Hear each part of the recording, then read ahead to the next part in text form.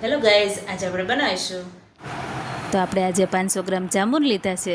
તો સરસ એવા ધોઈ લીધા છે, સાફ કરી લીધા છે. ત્યાર પછી તમે જોઈ શકો છો સરસ એવા મોટા મોટા જાંબુડા છે. તો તેને આપણે આ રીતના કટ કરી લેશું. અને સરસ એવા દળવાળા પણ છે જાંબુડા, તો આ રીતના કટ કરી લેશું. અને આ જાંબુડામાંથી આપણે 2 રેસીપી રેડી કરીશું. તો આ રીતના આપણે ઠળિયા એક સાઈડ કરી લેશું અને જાંબુન કટ કરી લેશું. જાંબુન અને રાવણા બંને એક જ હોય કે અલગ હોય તે મને નથી ખબર, તમે કોમેન્ટ કરીને કહેજો. તો તમે જોઈ શકો છો આ રીતના આપણે કટ કરી લેશું. બધા જાંબુડા કટ થઈ જાય ત્યાર પછી આપણે એક મિક્સર જારમાં એડ કરીશું. તો અત્યારે ઠળિયા પણ એ અલગ કરી લીધા છે અને જાંબુન સ્લાઇસમાં કટ કરી લીધી છે. તો આપણે એક મિક્સર જારમાં એડ કરી દઈશું બધા જાંબુડાને.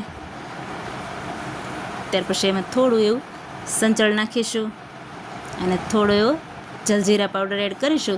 તમારી પાસે જીરા શેકેલા જીરાનો પાવડર હોય તો પણ એડ કરી શકાય છે, તેનો પણ ટેસ્ટ સરસ આવે છે. અડધું લીંબુનો રસ નાખીશું. અત્યારે આપણે મીઠું નથી એડ કરેલું, તો થોડો એવો બરફ એડ કરીશું અને થોડું એવું પાણી એડ કરીશું. તો થોડું મિક્સર જાર ચલાવી લેશું. 2-3 આટા ફેરવી લીધા છે. તો થોડું હજી અધકચરું છે, તો આપણે તેમાં ખાંડ એડ કરવાની રહી ગઈ છે. તો 1.5 ચમચી જેટલી આપણે ખાંડ એડ કરી દઈશું. તમારે જેવું સ્વીટ જોતું હોય, જેવું ગળું જોતું હોય એ પ્રમાણે તમારે એડ કરવાનું છે. આ રીતના આપણે મિક્સર જાર ચલાવી લીધી છે. અસલ એવી સરસ પેસ્ટ રેડી થઈ ગઈ છે. તમે જોઈ શકો છો કલર પણ બરફની હિસાબે સરસ કલર પણ આવ્યો છે અને જળવાઈ રહે છે બરફની હિસાબે કલર. અને આ રીતના પેસ્ટ પણ એકદમ સ્મૂથ રેડી થઈ ગઈ છે. તો આપણે એને સર્વ કરવા માટે એક પ્લેટમાં આપણે થોડું મીઠું એડ કરીશું અને થોડું જલજીરા પાવડર એડ કરીશું. તમારે લાલ મરચું નાખવું હોય તો પણ એડ કરી શકો છો. અત્યારે આપણે નથી નાખેલું. આ રીતના શોર્ટ ગ્લાસ લીધા છે, તો થોડા પાણીમાં ડીપ કરીને મીઠામાં ડીપ કરી લેશું એટલે આપણો સર્વિંગ ગ્લાસ રેડી છે. આ રીતના આપણે બંને ગ્લાસ રેડી કરી લીધા છે.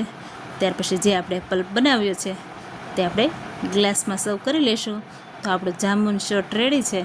તમે જોઈ શકો છો થોડું એવું સંચળ ઉપરથી નાખવું હોય તો નાખી શકો છો. સરસ એવો જાંબુન શોર્ટ રેડી છે. બજારે તમે પીતા હશો જાંબુન શોર્ટ, પણ આપણે રિયલ ફ્રૂટમાંથી અને આપણે જાતે જ બનાવીને પીએ એમાં કંઈ સ્વાદ જ કંઈક અલગ હોય છે. તમે જોઈ શકો છો કેટલો સરસ જોવામાં પણ છે અને ટેસ્ટમાં તો ખૂબ જ ટેસ્ટી છે જાંબુન શોર્ટ્સ. આ રીતના તમે પણ બનાવજો. આપણે હવે બીજી રેસીપી બનાવશું. તેના માટે આપણે કોઈ પણ ગ્લાસ કે કોઈ પણ જાર લઈ લેવાનું છે. તેમાં સાદી સોડા, જે સિમ્પલ સોડા આવે છે સાદી, તે એડ કરી દીધી છે. ત્યાર પછી થોડું એવું સંચળ અને જલજીરા એડ કરેલી છે. અને જે આપણે જાંબુન શોર્ટ બનાવ્યો છે તે ગ્લાસ આપણે એમાં ડીપ કરી દઈશું. તમારે લીંબુ જોઈતું હોય તો વધારે લીંબુ પણ એડ કરી શકો છો.